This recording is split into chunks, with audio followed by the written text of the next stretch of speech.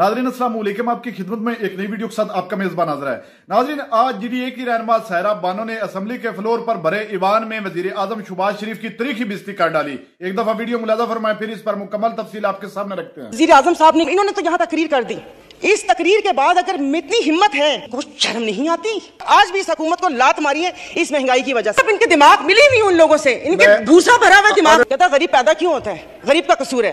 कपड़े उतार कर हम लोगों को दिखाए। जिस्म फरोशी बोलूंगी, क्योंकि अगर इज्जतें बिक्री होती तो सब खरीद लेते हैं। यहाँ पर आप आयतें पढ़ाते हैं, आयतें पर्दा कर चुकी हैं कि ये सब आई एम सॉरी, ये सब ये जो IMF से मुआहदा हुआ है ये मुल्क के लिए बहुत ज़रूरी है और ये है वो है।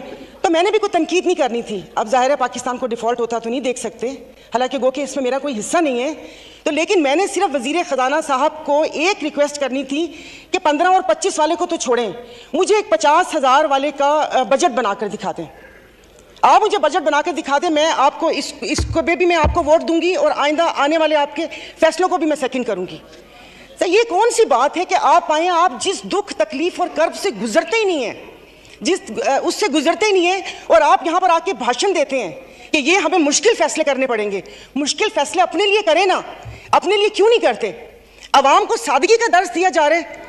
इनके एक एक लिबास और इनकी अशिया जो इस्तेमाल करते हैं उनकी कीमतों का आपको अंदाजा है? डेली एक फोटो शूट आता था, 15 लाख रुपए का कोट, 10 लाख का जूता, 15 लाख का स्कार्फ। ये एक पाकिस्तान जो डिफॉल्ट हो रहा है, वेंटिलेटर पर है, उसकी आवाम को ये मजाक एक तस्वीर ट्विटर पर डेली शेयर होती थी। मुझे सिर्फ एक 50,000 वाले के जीने का हक छीन लिया है उन लोगों से। आप मुझे बताएं कि ये पेट्रोल के लिए यहीं पर ही थे। मेरी एक और आपसे रिक्वेस्ट है कि कोई ऐसा रूल है कि जो हुकूमत है वो यहीं बैठी रहे और अपोजिशन के वो बेंच हो जाए, क्योंकि मेरे ख्याल में इन बेंचेस में, इन चेयर्स में कोई प्रॉब्लम है कि यहाँ पर बैठने वाला बोलता है और वहाँ पर जाकर सुम्मुन बुकमुन उम्यून बन जाते हैं ये लोग, इनकी जुबान नहीं चलती। और यही जब मैं वहाँ पर बैठ के हुकूमत पर तनकीद करती थी तो यहाँ पर सब बैठे डेस्क बजाते थे। आज जब मैं यहाँ पर खड़ी होकर हुकूमत पर तनकीद करती हूँ तो उन सबको प्रॉब्लम होता है। तो जनाब स्पीकर, इन्होंने तो यहाँ तकरीर कर दी। इस तकरीर के बाद अगर इतनी हिम्मत है, कल मैं एक ग्रोसरी शॉप तक गई थी, वो भी कोई F6 नहीं गई थी, यहाँ कोई चाइना मार्केट के पीछे कोई दुकान है, वहाँ पर जाकर आप लोगों की तकलीफ, उनकी आंखों से उनका अंदाज़ा लगा लें। मुझे यहाँ पर कल ये करंट डेफिसिट और खुदा जाने क्या क्या बता रहे थे। मैं या आप अपने हल्के में जाकर किसी गरीब आवाम को क्या इनको करंट डेफिसिट बताएंगे कि हमारी अय्याशियों से तुम लोग इस साल तक पहुंचे हो, अब तुम ही लोगों को बर्दाश्त करना पड़ेगा, ये कुर्बानी तुम लोगों को देनी पड़ेगी। लेकिन फिर मैंने सोचा कि कुर्बानी तो हलाल जानवर की जायज़ है। मीन हम हलाल हैं, जिनकी कुर्बानी नहीं है उनकी कुर्बानी जायज़ नहीं है। अब आप देख लेंगे कि यहाँ पर उठते ही जो बोला था, मैं आज इस फोरम पे अपनी पार्टी की तरफ से, मुस्लिम लीग फंक्शनल और सदर पीर पगारा और सदरुद्दीन शाह की तरफ से मैं आप बिलावल साहब को मैं दावत देती हूँ कि आप सिंध से महंगाई मार्च शुरू करें, हम आपके साथ हैं। और मैं अपने MQM के भाइयों को भी कहती हूँ कि वो वहाँ से यहाँ आए थे ना कि महंगाई है, तो ये वक्त है अपनी महाजर कौम के सारी गिले दूर करने का, कि तब भी आप लोगों के साथ थे महंगाई के लिए और आज भी इस हुकूमत को लात मारी है इस महंगाई की वजह से। लेकिन हम यहाँ पर बैठ के सिर्फ बातें करेंगे। यहाँ पर मेरी कुछ मेंबरान से बात हुई है, नाम नहीं लूंगी मैं। एक से मैंने कहा कि कल तुम डेस्क तो ना बजाते, सुन ली थी तकरीर, कहता गरीब पैदा क्यों होता है? गरीब का कसूर है। इधर किसी ने मुझे बोला कि मुसलमान को सब्र और शुक्र का दर्स दिया गया है, सब्र शुक्र करें, पूरी दुनिया में महंगाई है। मैं टिम हॉटन्स और क्या कहते हैं PSL का मैच देखने वाले और कराची 2 दरिया में खाने वालों की बात नहीं कर रही, मैं उसकी बात कर रही हूँ जिसके 5-5 बच्चे और एक बाइक है, वो पेट्रोल भरवाएगा, दवाई लेगा या क्या करेगा? इन्होंने यहाँ पर वो कहते हैं कि शहद में घोल घोल के यहाँ पर सारा ये बजट बता दिया।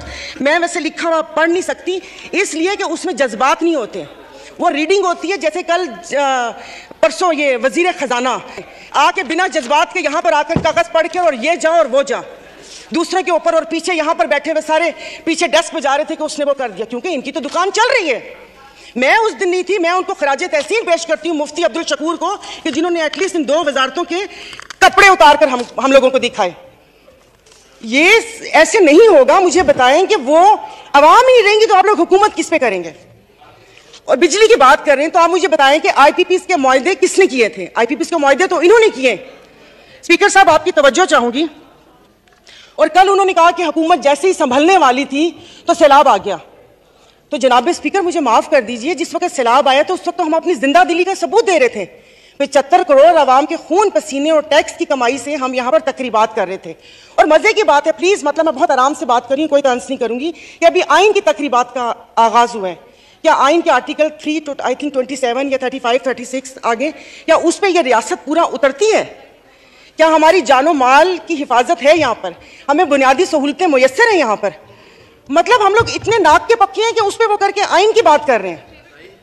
और ये हालात इस नहद तक ना पहुंचाएं कि हम अपनी बड़ों की कुर्बानियों को बेफजूल समझें, क्योंकि गोरे से तो लेके रहेंगे पाकिस्तान, ये नारे लगाकर हमने आजादी तो ले ली, अब मैं किससे आजादी मांगूं? क्या गोश्त खाने के लिए हमने आजादी मांगी थी कि खुला गोश्त यहां पर खाने को मिल जाए? उसके अलावा तो कुछ भी नहीं है।